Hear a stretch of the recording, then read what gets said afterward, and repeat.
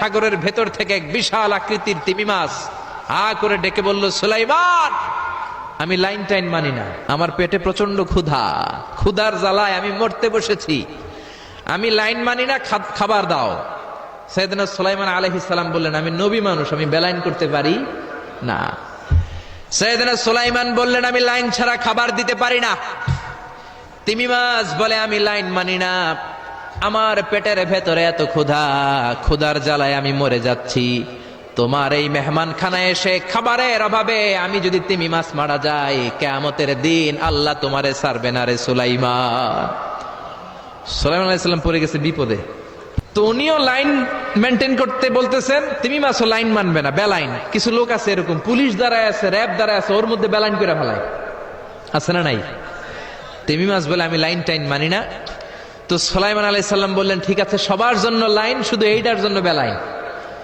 উনি ঘোষণা দিলেন, যাও এটারে খাবার দাও।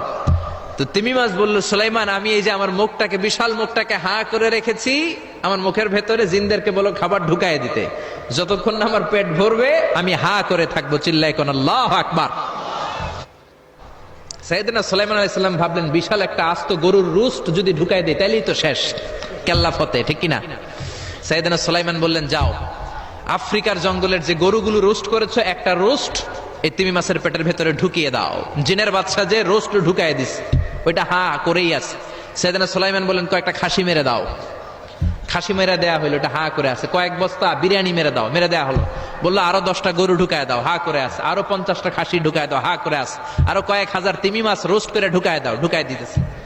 খাবার যত আছে দিতে শুরু করলো। ইন দ্য মিন টাইম 1 কিলোমিটারের খাবার শেষ। তিমি মাছ বিশাল বড় হা করে বসে আছে সাগরে। জিনের বাদশা খাবার দিতে লাগলো। 1 কিলোমিটার শেষ, 5 কিলোমিটার শেষ, 10 কিলোমিটার শেষ, 20 কিলোমিটার শেষ, 30 কিলোমিটার শেষ, 40 কিলোমিটার শেষ।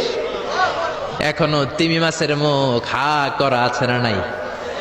সাইয়েদনা সুলাইমান সিজদায় পড়ে গেলেন, আল্লাহর ডেকে বললেন, মাবুদ রে, আমি বুঝতে পারি না, আসলে রিজিক দেওয়ার মালিক আমরা না, গোটা বিশ্বের সবাইকে খাওয়ানোর ক্ষমতা আমার নাই, রিজিকের মালিক একজন, তিনি কে?